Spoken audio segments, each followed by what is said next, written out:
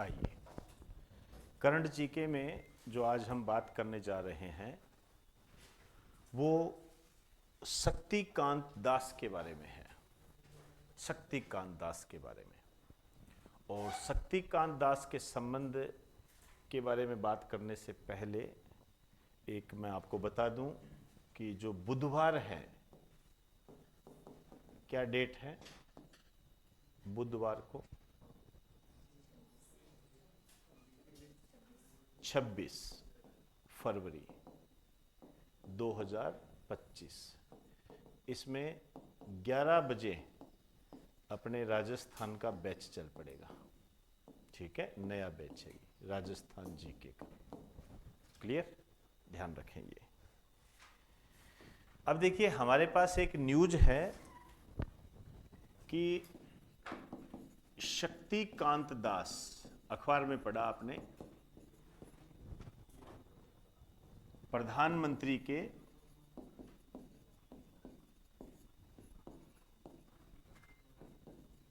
Principal सचिव बने। यही है, प्रधानमंत्री के प्रिंसिपल सचिव बने। जब आपने अखबार पढ़ा तो अखबार में कई बातें आई कि ये कौन है शक्तिकांत दास। ठीक है ना, कौन है? तो आपने पढ़ा उसके अंदर ये पूर्व G20 शेरपा, एक ये पढ़ा कि ये पूर्व में G20 शेरपा रह चुके हैं। ये आपको बता दें, G20 शेरपा, समझे ना बात को? चलिए, और RBI के पूर्व गवर्नर रह चुके हैं। ठीक है ना, पूर्व गवर्नर रह चुके हैं। और 15वें वित्त आयोग में सदस्य रह चुके हैं। ये तो अब आपके सामने ये न्यूज आई अखबार के अंदर, संडे के अखबार के अंदर। तो अब आप इसको कैसे करोगे? देखिए, एक तो ये प्रिंसिपल सचिव है, हो सकता है ये क्वेश्चन ना आए, हो सकता है आ भी जाए, लेकिन इसके आसपास की स्थिति आपको पता होनी चाहिए। जैसे यदि हम सेंट्रल गवर्नमेंट की बात करते हैं, प्रधानमंत्री कार्यालय की बात करते हैं, सरकार की बात करते हैं, तो एक अलग से हमारे सामने होता है कैबिनेट सचिव। कैबिनेट सचिव होता है ये एक। इस पे क्वेश्चन आते हैं। इसको ये कहा भी जाता है, ये जो कैबिनेट सचिव है, इसको कहा जाता है भारत का पहला प्रशासनिक अधिकारी।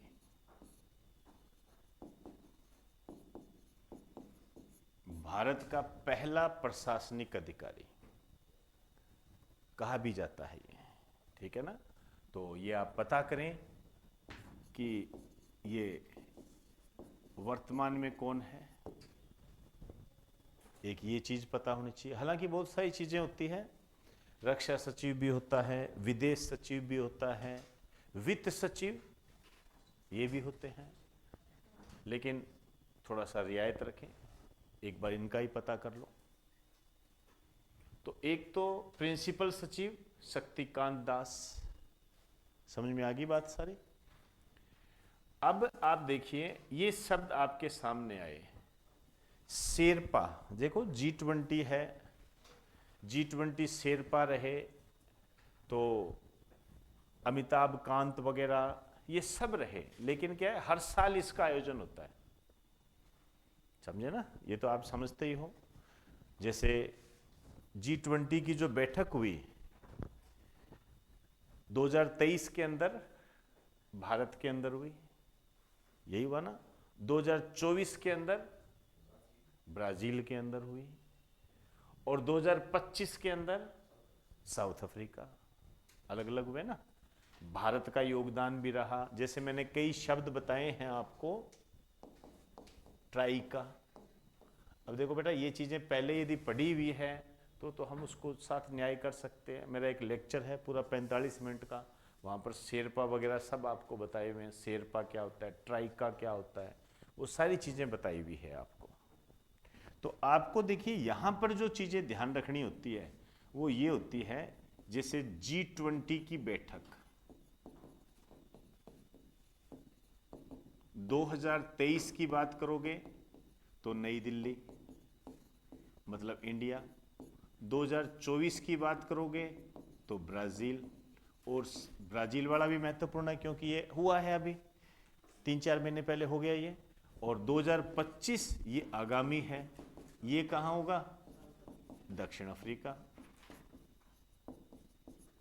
अब ये चीज़ें ऐसे कवर की जाती हैं।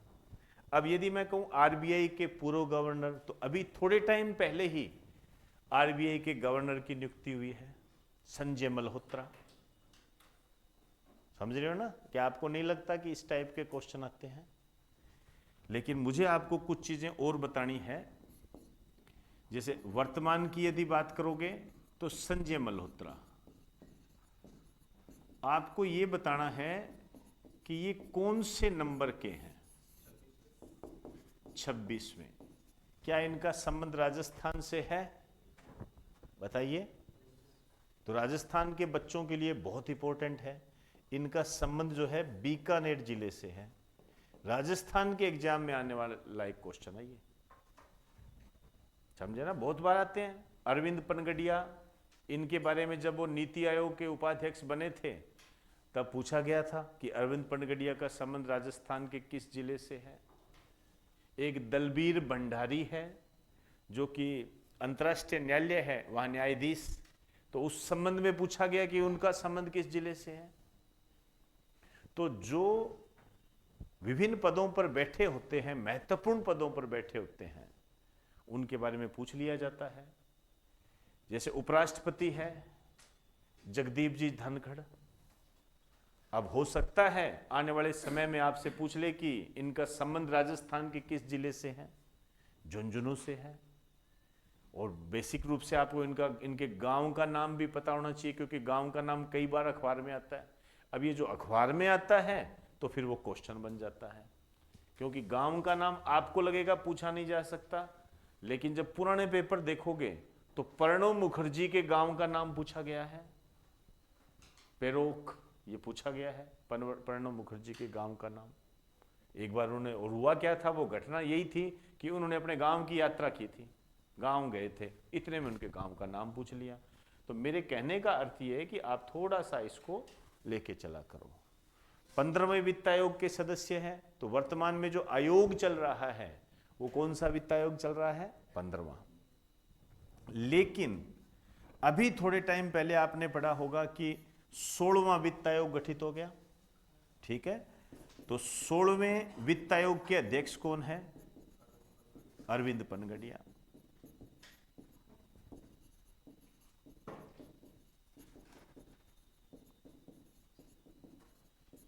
अरविंद पनगडिया। अब देखो बेटा, ऐसे तैयार की जाती है चीजें,